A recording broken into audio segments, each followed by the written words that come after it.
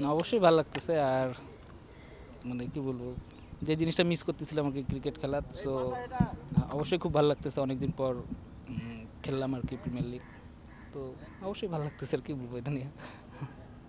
নাসির ভাই, একটা লম্বা সময় আপনি ক্রিকেটের বাইরে ছিলেন, এটা বাইরে নিচে তো না এই এটা। সময়টা আপনি নিজেকে কিভাবে মোটিভেট করতেন এবং আপনার ফ্যামিলির মানে কন্ট্রিবিউশন কেমন ছিল সময়টা?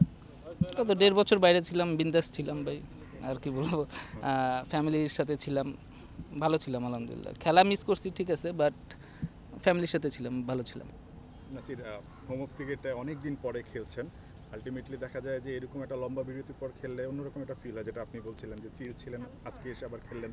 মানে অনেকটা ডেবু ম্যাচের মতো একটা ফিল লাগছিল কিনা, যে সবাই কিন্তু আপনাকে কেন্দ্র করেই সবাই একসাথে হয়েছে, আপনার ইন্টারভিউ নিচ্ছে, মানে সব ফোকাস আপনার দিকে ছিল।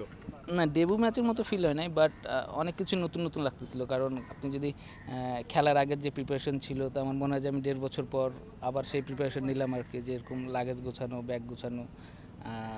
তো অবশ্যই একটু নতুন লাগতেছিল, বাট ভালোই লাগতেছিল যে খেলবো এতদিন পর।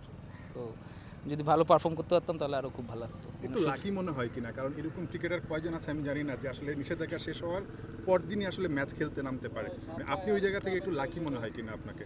না ভাই, আমি অনেক আনলাকি ভাই, এত লাকি না আমি। কেন? আমার কাছে মনে হয় আর কি, বাট এখন এখন কি বলবো আর কি, যে হ্যাঁ ম্যাচ ছিল বিদায় আমি খেলছি, আরও অনেক টিমের অফার ছিল, বাট আমার কাছে মনে হয়েছে যে এই টিমে খেললে আমার জন্য ভালো হবে, তো আমি এই টিমে খেলছি। আবাহনীতে খেলার একটা অফার আপনার কাছে ছিল, কিন্তু আপনি খেলছেন অন্য টিমে, যেটা বলতেন যে না, অফার ছিল না, অফার ছিল অনেক টিমে, বাট আমার যে জিনিসটা আমার কাছে যেটা ম্যাটার করে সেটা হচ্ছে প্রায়োরিটি, আর হচ্ছে আপনি কিভাবে আমার সাথে আচরণ করতেছেন আর কি। আর যেহেতু সুপার লিগ খেলার কথা ছিল, তো আমি কোনো টিমে অপশন হয়ে থাকতে চাই না যে অমুক প্লেয়ার গেলে আমি খেলবো বা আমি অমুক প্লেয়ার থাকলে আমি খেলবো না। সো এই ধরনের অপশন হয়ে আমি থাকতে চাই না কখনোই। আর হচ্ছে হ্যাঁ অফার ছিল, কিন্তু তারা শুধু অফারই দিছে, আর কোনো কিছু দিতে চায় নাই। বুঝতে পারছেন? নাসির ভাই, ওই দিন যেদিন আপনি ওই ঘটনাটা ঘটলো, তারপরে এই যে এত দিন, ওই দিনের ওই দিন কি আপনি কখনো কল্পনা করছিলেন যে এভাবেও ফিরে আসা যায়? না ভাই, মানুষ চাইলে সব কিছুই পারে, এবং ফিরে আসা বলতে 1.5 বছর তো ভাই, 1.5 বছর। হ্যাঁ, বাট আমি একটু আনলাকি এ কারণে বলবো যে আমার 1.5 বছর যে সময়টা শুরু হয়েছে, ওইখান থেকে আমি 2টা সিজন মিস করছি। আপনি 2টা বিপিএল বলেন আর এই প্রিমিয়ার লিগ সহ 2টা প্রিমিয়ার লিগ, সো এদিক থেকে আনলাকি হবো। যদি একটা সিজন মিস হইতো তাহলে ঠিক ছিল। বাট নাসির, আপনি বলছিলেন মানুষ চাইলে সবই সম্ভব। আপনার এখন 34 ইয়ার্স খুব সম্ভবত। কোনোভাবে কি ন্যাশনাল টিমের স্বপ্ন এখনো দেখেন কিনা? থাকে না যে আসলে মানুষ তো খেলে আসলে ওই স্বপ্নটা নিয়ে। So, আপনি কোনোভাবে কি আসলে ওই স্বপ্ন এখনো দেখেন কিনা, সম্ভব কিনা? আমার মনে হয় যে যারা যারা ক্রিকেট খেলে তারা সবাই ন্যাশনাল টিমে খেলার জন্যই ক্রিকেট খেলে। আমিও স্বপ্ন দেখি এবং এটা বিশ্বাস করি যে এখনও অপরচুনিটি আছে ন্যাশনাল টিমে। আপনি পারফর্ম করলে অবশ্যই ন্যাশনাল টিমে খেলতে পারবেন, বাট এখন আপনি যদি পারফর্ম করেন, সেটার মূল্যায়ন যদি ক্রিকেট বোর্ড করে, তাহলে অবশ্যই আপনি পারফর্ম করতে পারবেন। কারণ আপনি যদি দেখেন লাস্ট ইয়ার যেবার আমি বিপিএল ভালো খেললাম, তারপরে কিন্তু আমাকে এ টিমে বলেন বা প্র্যাকটিস ম্যাচ বলেন বা তারপরে যে টাইগার্স ক্রিকেট, আরও তো অনেক ধরনের খেলা ছিল, আমাকে কিন্তু কোথাও ডাকে না। তা আপনি যদি পারফর্ম করে যদি আপনাকে এইসব জায়গায় যদি না ডাকে, তাহলে আপনি ন্যাশনাল টিমে খেলবেন কীভাবে? তো এখন কি বলবো, অবশ্যই স্বপ্ন দেখি ন্যাশনাল টিমে খেলার, এবং এটা বিশ্বাস করি যে পারফর্ম করলে অবশ্যই আপনার কাছে সুযোগ আসবে। কিন্তু যেই বয়সে 33-34 বছর বয়সে ক্যারিয়ারটা দীর্ঘ হয়নি, একটু আক্ষেপ ভাই আমার কাছে মনে হয় যে এই জিনিসটা হচ্ছে যে আপনি যখন সিলেকশন প্যানেলে থাকবেন, আপনি যদি দেখেন যে বাইরের সব দেশেই কিন্তু সিলেকশন প্যানেল আপনার 2 বছর পর পর চেঞ্জ হয়। সাপোজ ধরেন আমি একটা জায়গায় আসি বা আমি সিলেকশন মানে সিলেক্টর, তা আমার চোখে কিন্তু সবাইকে একরকম লাগবে না, এটা স্বাভাবিক। তো 2 বছর পর পর চেঞ্জ হলে হয় কি, আমার চোখে যাকে খারাপ লাগবে 2 বছর পর যখন এখানে আরেকজন আসবে, তার চোখে তাকে ভালো লাগতে পারে। তা আপনি যদি এখন 9-10 বছর ধরে যদি একই জায়গায় থাকেন, আমি যদি যারে পছন্দ করব না, তার তো কেরিয়ারই শেষ হয়ে গেল অলমোস্ট। তা আমি মনে করি যে আমার ক্ষেত্রে এই জিনিসটা হয়েছে, এবং আমি আমি যদি 5টা সুযোগ পাই, আমার মনে হয় যে বাকি যারা আছে তারাও 5টা সুযোগই পাওয়া উচিত। এমন না হয় না যে ওরা 20টা সুযোগ পাইলো, আমি 5টা সুযোগ পাইলাম। বাট আমার কাছে মনে হয় যে এই জিনিসটা হয়েছে আর কি। নাসির, পছন্দ হয়নি এই কারণে আপনি বাদ করছেন এরকম? হইতে পারে আর কি, আমার কাছে মনে হয়, এখন জানি না। নাসির, একটা প্রশ্ন ছিল, সেটা হচ্ছে যে গত বছর ক্রিকেট খেলতে চান এবং এই ক্রিকেট খেলার জন্য আসলে ফিটনেসটা আরও উন্নতি করা জরুরি কিনা?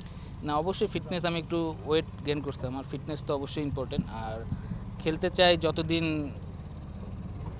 ক্রিকেট খেলা তো আর হুট করে ছাড়তে পারবো না, কারণ যেই খেলা হচ্ছে ছোটোবেলা থেকে খেলে আসছি। তো আমি খেলতে চাই যতদিন খেলতে পারবো আর কি, শরীর চাপে এবং আমার ডিমান্ড থাকবে আর কি, যে ততদিন খেলতে চাই। কী ফেস করছি ভাই বুঝলাম না। Of the field on the field অনেক কিছু আপনি ফেস করেছেন, আমি সিঙ্গেলি মেনশন না করি, হ্যাঁ। হ্যাঁ হ্যাঁ বাট এখন আসলে জীবনের বোধনাটা কি, মানে আপনি এখন আসলে যদি বলতেন ক্রিকেট এবং আলহামদুলিল্লাহ আমার একটা সন্তান আছে এবং ফ্যামিলি আছে। আলহামদুলিল্লাহ আমি অনেক হ্যাপি আছি, ভালো আছি। আর হচ্ছে যাদের নাম হয় তাদের বদনামও হয়, এটাই স্বাভাবিক। তো আর আমরা তো এখনও অনেকে অনলাইন মিডিয়া, এরা তো নিজের টিআরপি বাড়ানোর জন্য যা তা করে নিউজ করে, আপনাদের সবাইই বলতেছি আর কি, এটা সত্য কথা। তো আমার মনে হয় যে এরকম নিউজ না করাই ভালো, কারণ আপনাদের একটা নিউজের কারণে হয়তো বা কিছু লাইক ভিউয়ের কারণে আরেকটা ফ্যামিলিতে সমস্যা হতে পারে, বা তো এটা আপনারা ভালো জানেন। যদি আপনাদের ফ্যামিলির সাথে এরকম হয় তাহলে তখন বুঝতে পারবেন আর কি জিনিসটা। লাইফে So, আরেকটু কেয়ারফুল হলে মানে ক্যারিয়ারটা সমৃদ্ধ হতো কিনা এরকম কেয়ারফুল আমি আলহামদুলিল্লাহ যেমন ছিলাম ভালোই ছিলাম। আমার খেলাধুলা নিয়ে তো কোনো কমপ্লেন ছিল না, না আমি ইনডিসিপ্লিন ছিলাম, না আমি খেলাধুলায় ফাঁকি মারছি, এরকম তো কোনো কিছু ছিল না। আমার লাইফ ভাই আমি যে কীভাবে লিড করি সেটা হচ্ছে আমার ব্যাপার। আমার লাইফ তো আপনারা বলে দেবেন না আমি এইভাবে লিড করবো, আপনি শুধু দেখবেন আমি মাঠে কেমন আছি। এটা যেহেতু আমি ক্রিকেট প্লেয়ার, আমি মাঠে কেমন আছি আপনি এটা দেখবেন। যদি আমার মাঠে ক্রিকেটের যদি কোনো কিছু খারাপ হয়ে থাকে তখন আপনারা বলতে পারেন।